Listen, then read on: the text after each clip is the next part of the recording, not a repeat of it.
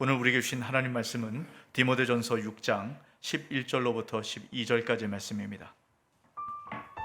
오직 너 하나님의 사람아, 이것들을 피하고 의와 경건과 믿음과 사랑과 인내와 온유를 따르며 믿음의 선한 싸움을 싸우라. 영생을 취하라. 이를 위하여 내가 부르심을 받았고 많은 증인 앞에서 선한 증언을 하였도다. 아멘. 아멘. 우리 앞시대로 인사할까요? 잘 오셨습니다. 사랑하고 축복합니다.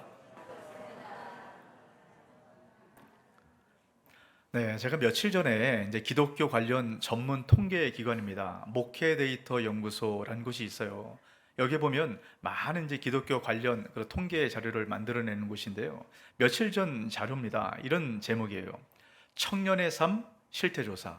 우리 청년들이 지금 어떤 삶을 살아가고 있는가 여러 내용들을 이야기를 합니다. 근데 저는 그 부제를 보고 좀 마음이 굉장히 불편했어요. 힘들었습니다. 부제가 뭐냐면 개신교 20대 청년 작년 5년 전 대비 50% 줄어라고 담겨져 있었어요.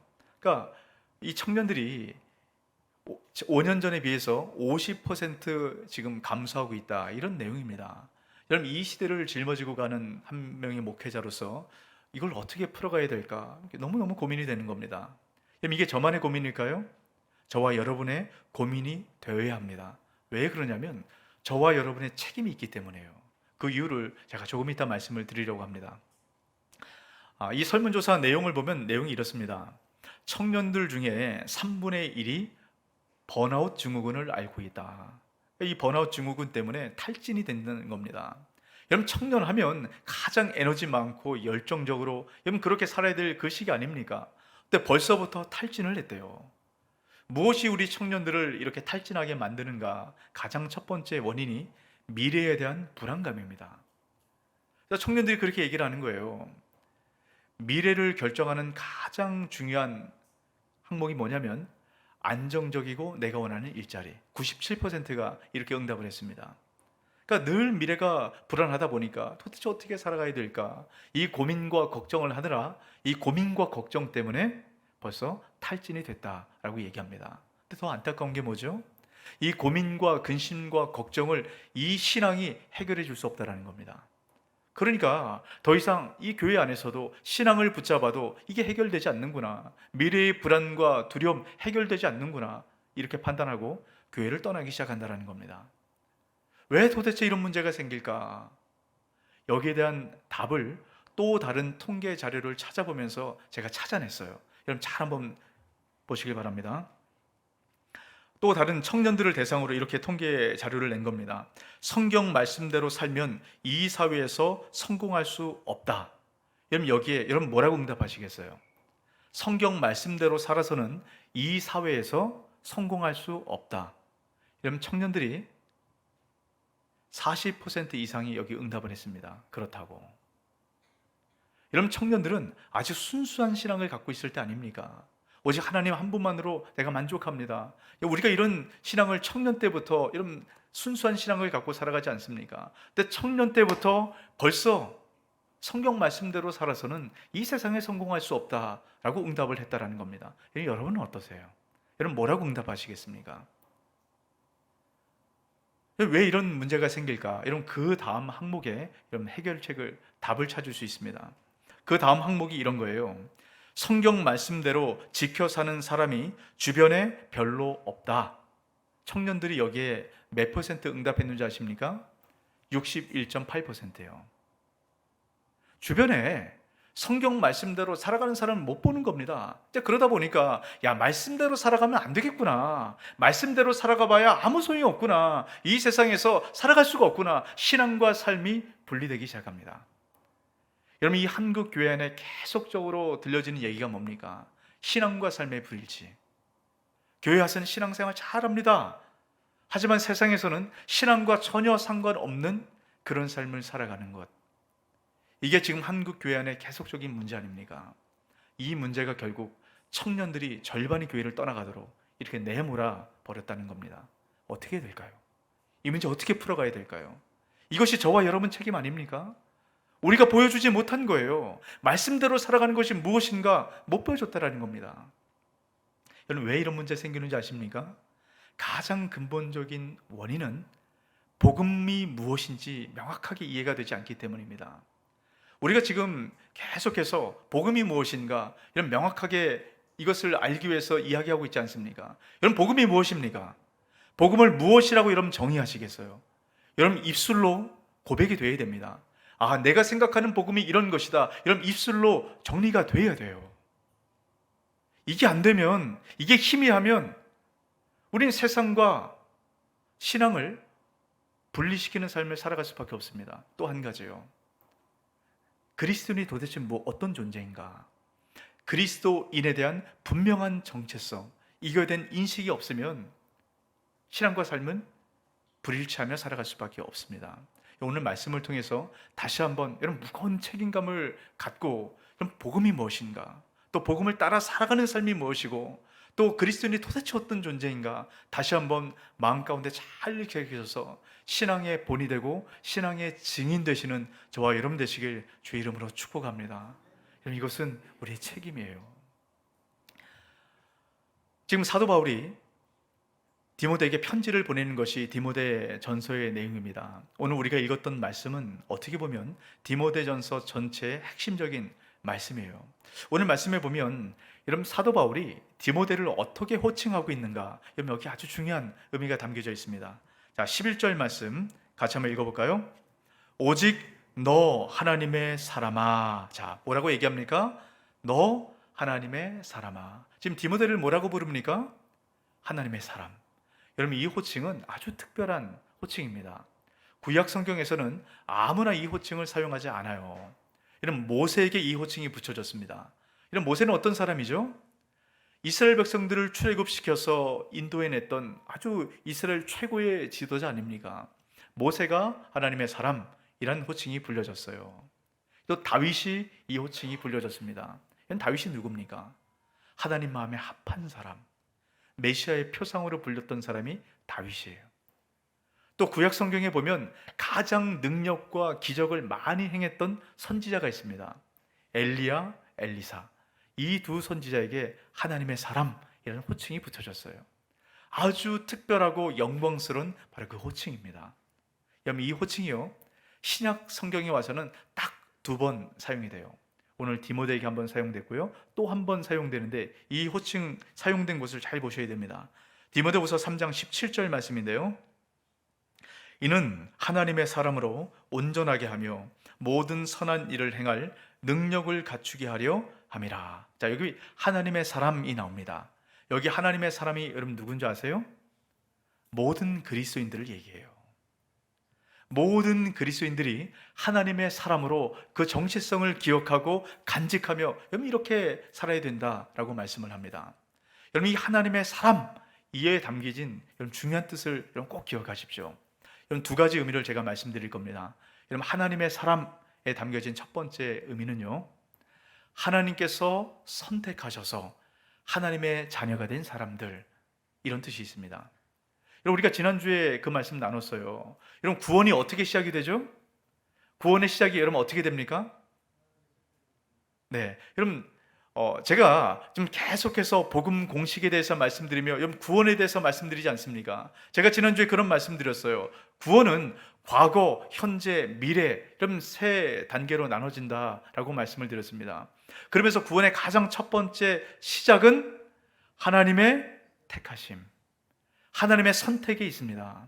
사람의 어떠함에 있지 않아요. 만약에 하나님께서 그 사람의 어떠함을 보고 그 사람이 참 잘 살아가고 그 사람의 성품을 보고 만약에 이렇게 하나님 구원하셨다면 여기에 앉아있을 분이 몇 분 없을 겁니다. 저도 자신 없고요, 아마 이곳에 대부분 이곳에 앉아있을 수 없을 거예요. 하지만 하나님의 일방적인 은혜로 우리를 선택하셨어요. 전에는 우리 악한 행실로 말미암아 죽을 수밖에 없는 사형 선고를 받은 우리 아닙니까? 근데 하나님의 일방적인 은혜로 우리가 하나님의 선택을 받아서 구원받은 백성이 되었다라는 거예요.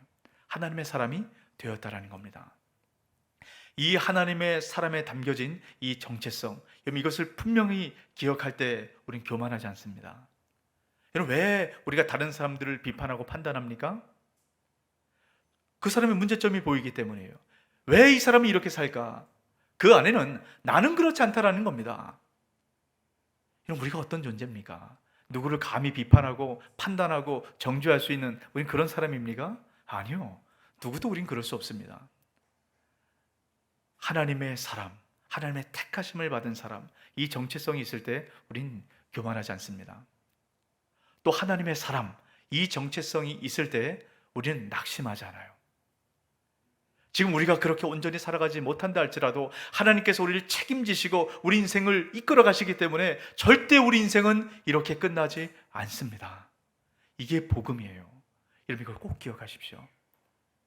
우리 배우자나 우리 자녀나 우리가 살아가는 이 세상, 여러분, 하나님께서 택하시고 하나님께서 붙드시면 반드시 바뀌어져 가게 돼 있습니다.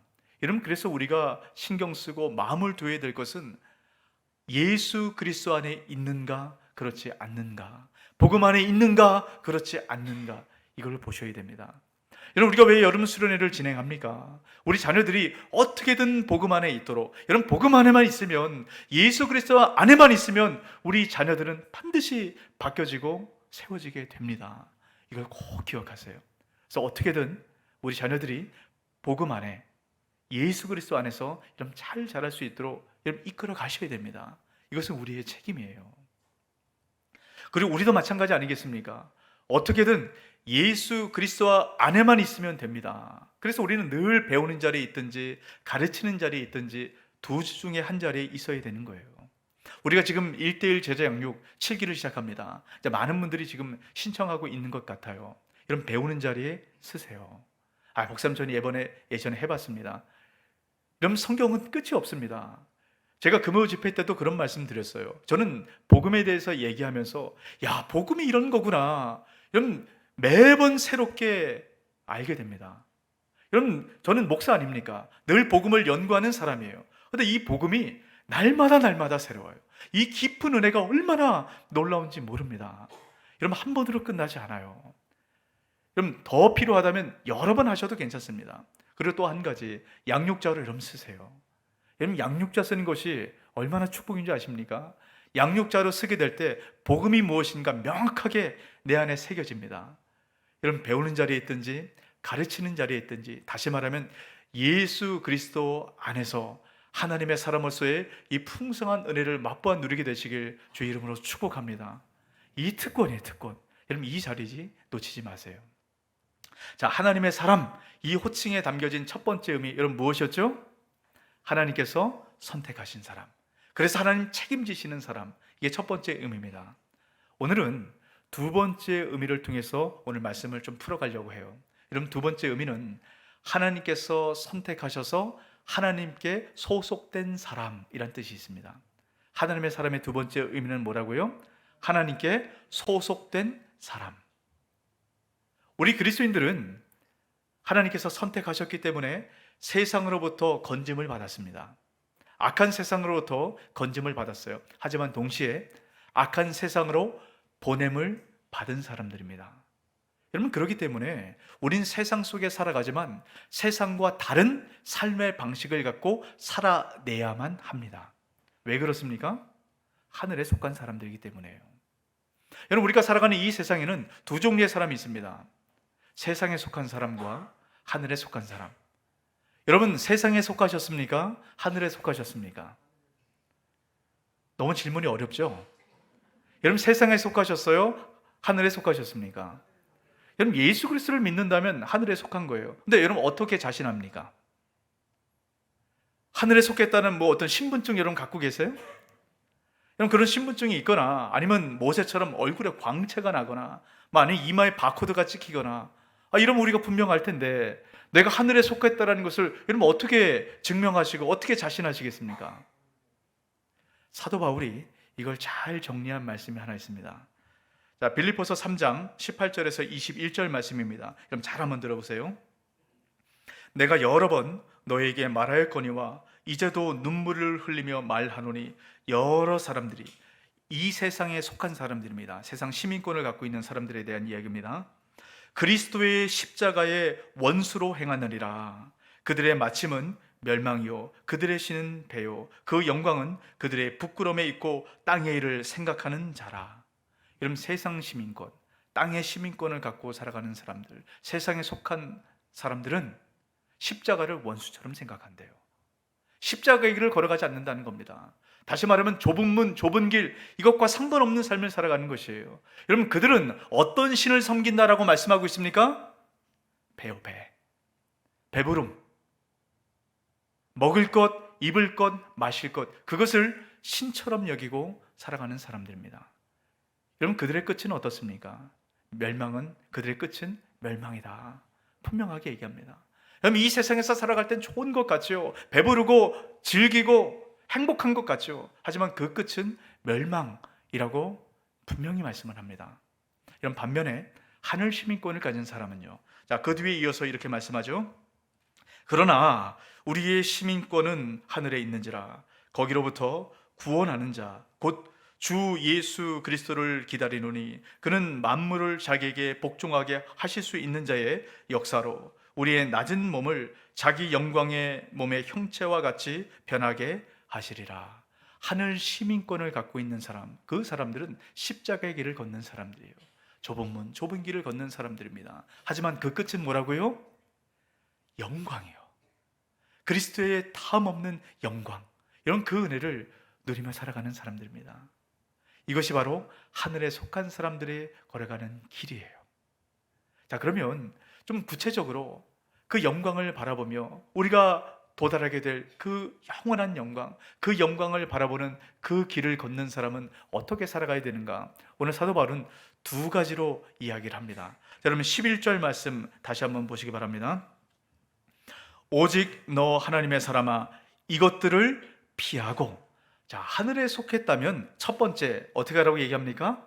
피하라. 자, 따라해 보세요. 피하라. 네, 피하는 삶을 살아가야 됩니다. 자, 우리의 정체성에는 뭐라고요? 하늘에 속해 있지만 이 세상 속에 살아갑니다. 근데 그러다 보니까 세상에 많은 유혹을 받게 돼요. 이 세상의 유혹을 대처하는 두 가지 방법을 성경은 이야기합니다. 첫 번째 방법이요, 피하라는 것이에요. 도망가라는 겁니다.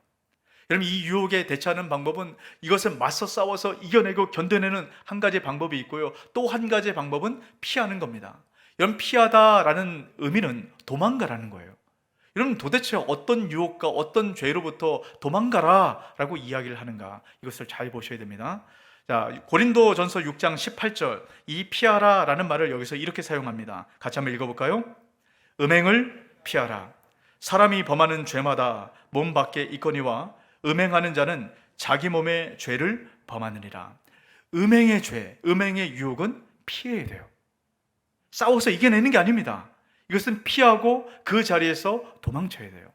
여러분, 구약 성경의 요셉이 이걸 잘 보여줍니다. 여러분, 요셉은 굉장히 잘생겼던 것 같아요. 유대인의 이 문헌에 보면 이런 얘기가 있습니다. 요셉이 얼마나 잘생겼던지요, 이 보디발의 아내가 요셉을 많은 사람들에게 자랑하고 싶었다 그래요. 그래서 이제 귀부인들을 다 초청해 놓고 이 귀부인들에게 사과 하나와 칼 하나를 이렇게 줍니다. 그리고 자기가 먹을 사과를 이렇게 깎으라 그래요. 이 한참 사과를 깎고 있을 때 요셉을 딱 부르는 거예요. 그럼 요셉이 얼마나 꽃미남이고 잘생겼던지 요셉 얼굴에 정신이 팔려가지고 다 손을 비었다, 이런 기록이 있어요. 요셉이 얼마나 잘생겼는지 아시겠죠? 이 요셉을 이 보디발의 아내가 날마다 동침하자고 유혹하고 꼬셔대기 시작합니다. 이때 여러분, 요셉이 어떻게 대처했는지 아십니까? 난 하나님을 믿는 사람입니다, 믿음으로 이겨나가겠습니다, 믿습니다, 이렇게 하지 않았어요. 자, 창세기 39장 10절입니다. 여인이 날마다 요셉에게 청하였으나 요셉이 듣지 아니하여 동침하지 아니할 뿐더러 함께 있지도 아니하니라. 이게 이겨내는 방법입니다. 음행은 함께 있지 않는 거예요. 피하는 겁니다. 또 이런 요셉에게 이 보디발의 아내가 끝까지 옷 붙들고 매달렸어요. 어떻게 합니까? 옷을 벗어서 도망합니다. 여러분, 이것이 피하라는 것이에요. 음행은 맞서 싸우는 것이 아니라 그 자리에서 피해내야 됩니다.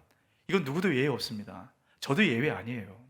제가 여러 번 말씀드리지 않습니까? 저는 신방을 하거나 이 차를 타고 갈 때 절대 제 아내 외에는 제 옆자리에 아무도 앉히지 않습니다. 이유가 뭔지 아세요? 제가 아내를 너무 사랑하기 때문이기도 합니다. 이것을 아내에게 꼭 얘기해 주십시오. 그렇지만 더 큰 이유는 제가 저를 알기 때문이에요. 저는 저를 믿지 않습니다. 쉽게 넘어져요. 이 음행의 문제는 여러분 그런 것이에요. 우리가 사람이 함께 모여 있다 보면 마음이 흘러갈 때가 있거든요. 여러분 특별히 우리 이 찬양대, 여러분 찬양대 너무 한 분 한 분들이 아름다우시고 여러분 너무 멋지지 않습니까? 이 아름답고 멋진 분들이 이렇게 있다 보면 마음이 흘러갈 때가 있어요. 여러분 찬양할 때 보면 막 이렇게 웃으면서 이렇게 아름다운 미소로 찬양하잖아요. 그 모습이 너무 멋지고 아름다워 보이거든요. 한순간에 여러분 넘어갈 수 있습니다. 마음이 흘러갈 수 있어요. 그래서 우리는 늘 마음을 다잡아야 됩니다. 누구도 예외가 아니에요. 음행은 이렇게 피하는 것입니다. 왜 그러냐면 음행은 이렇게 우리 가운데 치명적이기 때문이에요. 자, 그런데 이렇게 음행처럼 치명적이기 때문에 반드시 피하고 도망쳐야 될 또 한 가지가 있다라고 말씀을 합니다. 자, 그것을 뭐라고 얘기합니까? 이것들을 피하고 라고 얘기합니다. 이것들. 그럼 이것들이 뭘까요? 그 앞에 나와 있던 내용들을 이야기를 해요. 다른 교훈, 교만, 변론, 언쟁, 투기, 분쟁, 비방하는 것, 이것들로부터 피하라 라고 얘기합니다. 근데 여러분, 이 사도 바울이 이 앞에서 가장 중점을 두고 이야기하는 것은 돈입니다. 그럼 돈은 우리에게 음행과 함께 아주 치명적이에요. 그래서 이 돈의 문제는 맞서 싸우는 것이 아니라 돈의 유혹이 있을 때 피하는 겁니다. 도망해야 되는 것이에요. 왜 이 돈이 치명적이지 않습니까? 자, 10절 말씀 보세요. 돈을 사랑함이 일만악의 뿌리가 되나니. 여러분 돈은 일만 악의 뿌리가 된대요. 여러분 우리가 매스컴을 통해서 나오는 많은 얘기를 듣지 않습니까? 이런 부모와 자녀가 싸우고 그렇게 친했던 사람이 배신하고 뒤통수를 치고, 여러분 이 얘기 뭐 때문입니까? 대부분 돈이에요. 돈 문제 때문에 걸리는 겁니다. 여러분 돈 문제가 있으면 여러분 부부 몇십 년 살았던 필요가 없어져요. 부모와 자녀 돈 문제 걸리기 시작하면 아주 심각한 문제가 벌어지기 시작합니다. 돈은 일만하게 뿌리가 되는 것이에요. 여러분 그래서 저는 여러분에게 몇 번이나 말씀드리지 않습니까? 교회 안에서는 절대로 돈 거래하지 마세요. 돈이 걸리기 시작하면 은혜도 없습니다. 은혜가 다 사라지게 돼요. 정말 힘들고 어려운 분이 여러분 보이십니까? 여러분 그렇다면 내가 넉넉하다면 그냥 준다라는 마음으로 베푸세요. 나누십시오.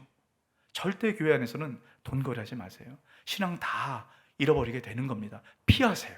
오늘 말씀하지 않습니까? 피하라는 것이에요. 또 이 돈이 얼마나 치명적인가 이걸 잘 보여줍니다. 여러분 10절 말씀 다시 한번 보세요. 우리 같이 한번 읽어볼까요?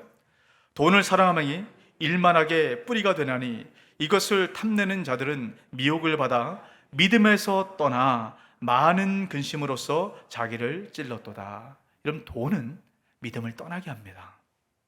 여러분 돈이 이렇게 치명적이에요. 아무리 믿음 생활 잘해도 돈이 걸리기 시작하면 우린 점점 믿음으로부터 멀어지기 시작합니다. 여러분 부산의 어떤 한 교회의 목사님의 이야기인데요. 그 목사님이 한 권사님에 대한 이야기를 합니다. 이 권사님이 정말 믿음 생활을 잘 하셨던 분인 것 같아요. 그래서 이제 집사 직분을 받고 믿음 생활을 하실 때 정말 그 형편은 여의치 않았지만 정말 믿음 생활 잘해서 그 믿음 보고 권사 직분을 준 거예요. 근데 권사 직분을 드리고 난 이후부터 이 권사님이 자꾸 이 교회에 그렇게 봉사하고 헌신했던 그 자리에 나타나지도 않고 어느 순간엔 예배도 잘 드리지 않는다라는 거예요. 그래서 이 목사님이 너무 걱정이 돼서 권사님을 찾아가서 이야기를 합니다. 권사님, 지금 믿음 생활 잘 하셔야라고 중직을 주었는데 왜 권사 직분 받고 이 믿음 생활을 더 안 하십니까? 권사님이 그렇게 얘기를 하더래요. 목사님, 제가 교회 생활 잘하고 더 헌신하고 싶은데 지금 너무너무 바쁩니다. 이 바쁜 게 조금 지나가고 나면 그때 목사님 다시 할게요. 이렇게 얘기를 하더래요. 그럼 더 이상 뭐 말이 안 통하니까 어떻게 할 수가 없어서 주변에 물어봤답니다. 도대체 뭐가 이렇게 바쁜가? 그 권사님이 고추 농사를 짓고 있었대요. 이 고추 농사를 짓는데 이 권사 직분을 받고 나서 뭐 하나님의 은혜를 부어주셨는가 너무너무 이 고추 농사 이 농사가 잘 되는 거예요. 그러니까 나중에는 뭐 이 교회에 봉사를 못할 뿐만 아니라 교회 주일도 빠질 정도로 그렇게 이 고추 농사에 모든 것을 다 매달리고 살았다. 뭐 이런 소문이 들려지기 시작합니다. 목사님 너무 걱정이 되는 겁니다. 그 권사님 위해서 기도했어요. 하나님 어떻게 합니까?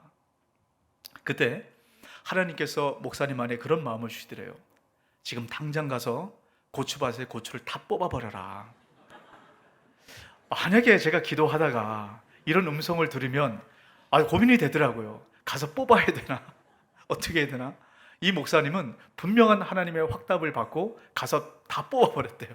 대부분 다 뽑아버렸답니다. 이 평상시와 다름없이 이 권사님이 고추밭에 갔어요. 이 풍성한 고추를 보고 그렇게 기쁨을 누렸던, 근데 고추가 다 사라진 겁니다. 놀라가지고 뭐 정신이 없이 이 목사님을 찾아왔어요. 목사님 어떤 죽일 놈이 이 고추를 다 뽑아버렸습니다. 목사님이 얘기합니다. 권사님, 그 죽일 놈이 납니다. 그러면서 왜 그렇게 했는가 얘기를 쭉 하게 되었대요. 그때 그 권사님이 회개를 하고 돌이키고 다시금 하나님 앞에 그 잘 세워지는 신앙을 회복했다. 이제 이런 얘기를 합니다. 이 소문이 교회 전체에 다 돌았대요.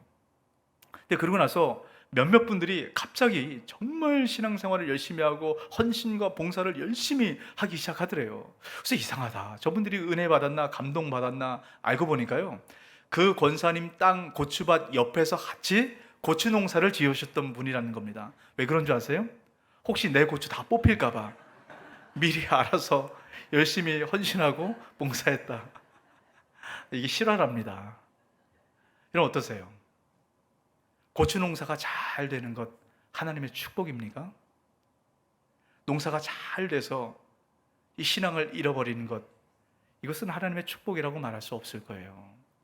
이런 믿음을 잃어버리게 만든, 돈이 이렇게 치명적입니다. 돈은 우리 믿음을 점차 잃어버리게 만들어요. 자, 그러면 이런 질문이 생기겠죠. 그럼 목사님, 교회 다니는 사람들은, 하늘에 속한 사람들은 돈을 멀리 해야 됩니까? 어떠세요? 돈을 멀리 해야 됩니까? 우리 신앙을 잃게 하니까요. 돈에 관련된 문제는 아주 민감하고 예민합니다. 돈에 관련돼서 오랫동안 우리 교회 안에서 논쟁이 있었던 문제가 있어요.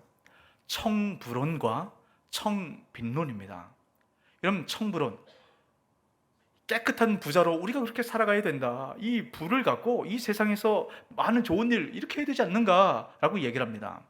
또 한쪽에서는 청빈론, 금방 말씀드렸던 것처럼 이 부가 결국 우리 믿음을 잃게 만든다. 그래서 깨끗하고 가난한 그런 청빈한 삶을 살아야 된다. 이게 막 계속 부딪혀요. 여러분, 여기에 관련된 책도 많습니다. 청불원을 주장하는 사람들은 깨끗한 부자라는 책이 있어요. 책 내용만 봐도 아시겠죠? 제목만 봐도. 또 청빈론을 주장하시는 분은 바늘길을 통과한 부자. 뭐 바늘길을 통과하는 것이, 낙타가 바늘길을 통과하는 것이 부자가 천국에 들어가는 것보다 훨씬 낫다. 뭐 이런 내용 아니겠습니까?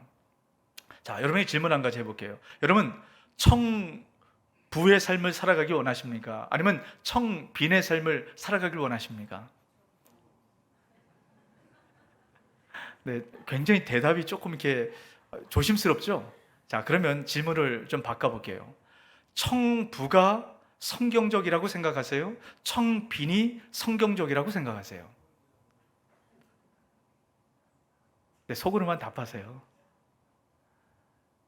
그럼 성경 안에는 청불론과 청빈론, 이 두 가지 모두를 이야기를 합니다.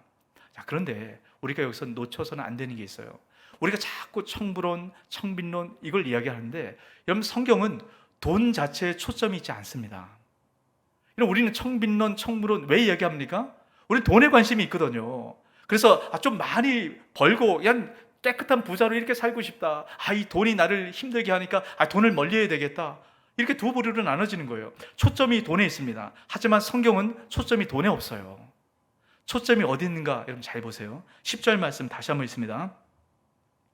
10절 말씀.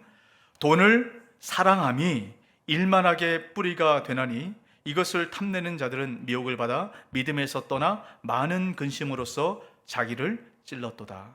성경의 관심은 어디 있습니까? 돈을 사랑하며.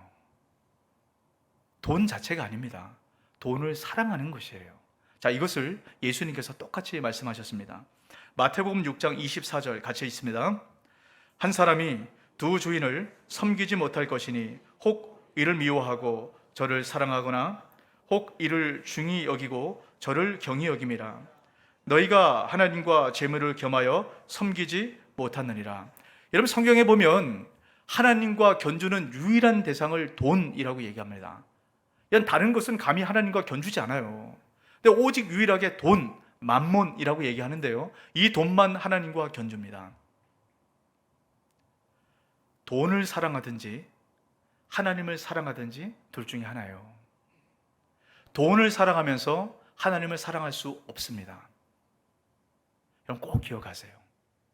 돈을 사랑하든지 하나님을 사랑하든지, 돈을 사랑하면서 하나님 사랑하고 싶다, 절대로 그럴 수 없습니다. 여러분, 우리가 왜 재정에 대해서 혼동하는지 아십니까?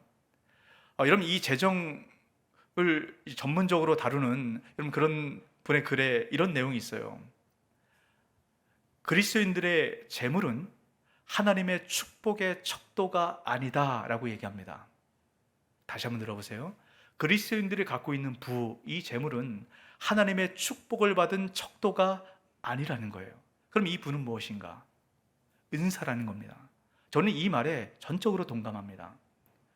여러분, 우리가 부의 많고 적음을 따라서 하나님 복 받았다, 복 받지 않았다, 이렇게 판단해서는 안 된다는 것이에요. 그럼 이 부는 은사라는 겁니다. 은사는 선물이거든요. 필요할 때 사용하도록 하나님이 주시는 겁니다. 여러분, 우리가 많은 부를 누리고 있어요. 혹시 여러분 가운데 많은 부를 누리고 있다라고 생각하는 분 계십니까? 그렇다면 그 부를 잘 사용하십시오. 하나님 사용하라고 주시는 거예요. 사용하라고 준 이 부를 내가 갖고 내가 누리는 것에만 있으면 결국 돈을 사랑하게 됩니다. 그럼 돈에 끌려가게 되는 것이에요. 하나님으로부터 멀어지게 되는 것입니다. 또 반대로, 여러분, 재정이 없다고 여러분 낙심하지 마세요. 기죽지 마십시오. 하나님께서 필요하면 선물로 주세요. 필요하면 하나님 사랑하는 것에 위해서 우리가 사용하기 시작하면 하나님 거기에 맞는 것 주십니다. 핵심은 돈에 초점이 있는 것이 아니라 내가 하나님을 사랑하는가, 돈을 사랑하는가, 여러분 여기 있다는 것을 반드시 기억하시고, 여러분 하나님만을 사랑하는 저와 여러분 되시길 주 이름으로 축복합니다. 여러분, 이렇게 하늘에 속한 사람들은 하나님을 사랑하는 삶을 살아가는 것이에요. 하나님을 사랑한다는 것은 하나님을 주인으로 섬기는 겁니다. 돈을 사랑하는 것은 돈을 주인으로 섬기는 것이에요. 여러분, 돈, 실질적인 돈만 얘기합니까? 내 성공, 내 건강, 하나님 외에 많은 것들, 돈 아닙니까? 돈이 아니라 하나님을 사랑해야 돼요. 이것이 하늘에 속한 사람들의 삶의 길입니다. 자, 그러면 내가 하나님을 주인으로 섬기고 하나님을 사랑하는 삶이 이런 구체적으로 뭘까? 사도 바울이 이런 두 번째로 그 이야기를 합니다. 그 11절 말씀인데요. 자, 11절 말씀 우리 같이 한번 읽어봅니다. 오직 너 하나님의 사람아, 이것들을 피하고 의와 경건과 믿음과 사랑과 인내와 온유를 따르며. 자, 여러분 따라해 보시기 바랍니다. 따르라. 첫 번째 하나님의 사람이 해야 될 것이 무엇이었습니까? 피하라. 자, 두 번째는요, 따르라. 자, 피하는 것은 수동적인 거예요. 여러분, 피해서 끝날 수 없습니다. 여러분, 피하는 것으로만은 하나님의 백성으로 살아갈 수 없어요. 피하고 그 뒤에 따라가는 삶을 살아가야 됩니다. 자, 여러분 마태복음 12장에 보면 예수님께서 그런 비유를 하나 하셨어요. 귀신이 있는 집에 귀신을 다 쫓아내고 아주 깨끗하게 청소가 되었습니다. 근데 이 귀신이 돌아다니다가 자기 쉴 곳이 없는 겁니다. 그래서 자기가 전에 있던 집으로 돌아왔어요. 근데 깨끗하게 청소만 돼 있고 아무도 주인이 없는 겁니다. 그래서 귀신이 7귀신을 데리고 들어와서 상황이 더 나쁘게 되었다. 이 의미가 뭐죠? 우리가 아무리 깨끗하고 아무리 청소를 한다 할지라도, 여러분 돈을 사랑하지 않고 이것을 깨끗이 밀어내고 잘라낸다 할지라도 채워지지 않으면, 하나님의 통치로, 하나님의 다스림으로, 하나님의 은혜로 채워지지 않으면 금방 넘어가게 된다는 거예요. 그래서 늘 채워야 됩니다. 그게 따르는 삶입니다. 무엇을 따르라 라고 말씀합니까? 6가지의 신앙의 덕목을 이야기합니다. 자, 6가지 신앙의 덕목, 자, 표를 한번 볼까요? 자, 첫 번째는 의입니다. 의. 여기서 의라는 것은 정의와 공의를 행하는 것. 여러분, 신약과 구약 전체를 통틀어서 가장 핵심적으로 하나님의 백성들에게 요구하는 것은 정의와 공의를 행하는 것입니다. 여러분, 지금 우리가 예레미야 말씀 묵상하고 있죠? 예레미야 말씀에 정의와 공의에 대해서 계속적으로 강조합니다. 이것을 행하지 못해서 이스라엘 백성들이 심판을 받았거든요. 거기서 말하는 정의와 공의가 뭔지 아세요? 가난하고 고통받고 소외받는 사람들에게 손을 펴지 못하는 것. 이것이 정의와 공의를 행하지 않았다라고 얘기합니다. 주님께서 우리에게 많은 부를 주세요. 이 부를 주신 것은 우리가 누리라고 주신 것도 있지만 이것을 흘려보내라고 주시는 것이 있습니다. 그것은 흘려보내야 돼요. 그래야만 돈을 사랑하지 않게 되는 것입니다. 자, 두 번째는 뭡니까? 같이 읽어볼까요? 경건. 하나님만을 경배하는 것입니다. 제가 아까 하나님과 돈을 견주어 섬길 수 없다라고 말씀합니다. 여러분, 돈은 만몬이라는 신이에요. 하나님과 만몬은 함께 경배할 수 없습니다. 오직 하나님만을 경배하고 하나님만을 사랑하는 것, 이것을 경건이라고 이야기합니다. 여러분, 세 번째는 뭐죠? 믿음. 하나님에 대한 전적인 신뢰입니다. 여러분, 하나님의 사람 첫 번째 의미가 무엇이었습니까? 하나님께서 우리를 선택하셨다는 거예요. 우리를 책임지신다는 겁니다. 여러분, 이게 믿으십니까? 이 믿음이 있어야 우리가 하나님의 말씀대로 하늘에 속한 자의 길을 따라가게 되는 거예요. 이게 믿어지지 않으면 결국 돈을 따라 돈을 사랑하는 그 길을 가게 되는 것입니다. 주님께서 우리 택하심, 이 믿음을 우리가 날마다 우리 심령 안에 채워 넣어야 돼요. 자, 네 번째는 사랑입니다. 자기 중심적인 삶이 아니라 희생과 봉사를 하는 삶이에요. 여러분, 우리가 살아가는 이 세상은 끊임없이 나를 위해 살아가라고 합니다. 즐겨라, 누려라, 그렇게 살아가는 것이 행복이다. 끊임없이 이 세상에 속임수들이 들려요. 근데 우리가 하늘에 속한 사람으로 살아가기 위해서는 희생과 봉사의 삶, 힘듭니다. 어려워요. 하지만 이때 주시는 하나님 은혜가 있습니다. 자, 다섯 번째 인내, 여섯 번째는 온유예요. 이런 비슷하지만 조금 다릅니다. 뭐가 다르죠? 인내는 힘든 상황을 참아내는 것이에요. 온유는 힘든 사람을 참아내는 것입니다. 여러분, 이것이 우리 교회 안에서 정말 필요한 것 같아요. 정말 힘들고 어려운 그 상황들을 우리가 잘 이겨나가는 것이 필요합니다. 하지만 동시에 힘든 사람, 내 마음을 어렵게 하고 불편하게 하는 사람, 이것을 참아내는 것, 이것이 하늘에 속한 사람의 삶입니다. 이렇게 살아갈 때 우리가 하나님을 사랑하는 또 복음적 삶을 우리가 살아낼 수 있는 것이에요. 자, 어떻습니까? 피하고 따르는 삶, 할만하시겠어요? 갑자기 한숨이 푹 쉬어지세요? 자, 여러분 12절 말씀 보시기 바랍니다. 믿음의 선한 싸움을 싸우라, 영생을 취하라. 이를 위하여 내가 부르심을 받았고 많은 증인 앞에서 선한 증언을 하였도다. 이것을 뭐라고 얘기하려면 믿음의 선한 싸움이라고 얘기합니다. 우린 지금 싸움을 싸우고 있어요. 전쟁을 하고 있습니다. 이런 싸움은 쉬운 게 아니에요. 싸움은 고통이 따릅니다. 때론 피 흘림이 있어요. 하지만 이 싸움을 싸운 이후에 주시는 그 큰 상급을 우리가 바라보며 그 전쟁의 승리의 기쁨을 바라보며 우리가 이 싸움을 싸우게 되는 것입니다. 우리가 만약에 이 땅 가운데 삶의 끝이라면 절대로 이렇게 살아가서는 안 돼요. 이 땅의 삶이 끝이라면 뭐하러 믿음 갖고 정의와 공의를 행하고 희생하고 봉사하고 뭐하러 참습니까? 이 땅의 삶이 끝이라면 우리 이렇게 사는 것은 정말 어리석은 일이에요. 하지만 이 땅의 삶이 끝이 아니기 때문에 우리가 이것을 참아내고 견뎌내고 이겨나가고 싸워가는 것입니다. 이런 우리에게 영생이 있어요. 영생이 뭡니까? 이 땅의 삶이 끝난 이후에 영원한 삶을 살아가는 것이 영생 아닙니까? 우린 영생을 받은 사람들입니다. 이 땅의 그 짧은 시간에 그 싸움에 고통이 있지만 그 이후에 하나님 주신 더 풍성한 은혜가 있습니다. 우리는 하나님의 하늘에 속한 하나님의 사람으로서의 그 증인된 삶을 살아가야 됩니다. 그럼 제가 서두에 드렸던 말씀 기억하세요? 청년들이 왜 교회를 떠나가는가? 증인이 없기 때문입니다. 오늘 이 말씀을 통해서 이 말씀 앞에 서 있는 저와 여러분에게 주님께서 이렇게 도전하시는 겁니다. 네가 증인이 되라. 네가 하나님의 사람으로 하늘에 속한 자로 어떻게 살아가야 되는가? 너희 자녀들에게 또 이 세상에 증인이 되라. 우리의 삶을 통해서 그 하나님의 온전한 영광, 그 영광이 얼마나 놀라운 것인가? 우리의 삶을 통해 증인으로 살아가는 저와 여러분 되시길 주의 이름으로 축복합니다. 우리가 이런 삶을 살아가기 위해서는 하나님의 사람, 이 정체성이 분명해야 돼요. 첫 번째 정체성이 뭡니까? 하나님 우리 선택하셨어요. 택하셨습니다. 우리 책임지신다는 거예요. 주님께서 우리를 끝까지 붙들고 가십니다. 우리가 그 주님 안에만 있으면 이 세상 그 어떤 것으로도 좀 채울 수 없는 기쁨과 감격과 은혜가 있어요.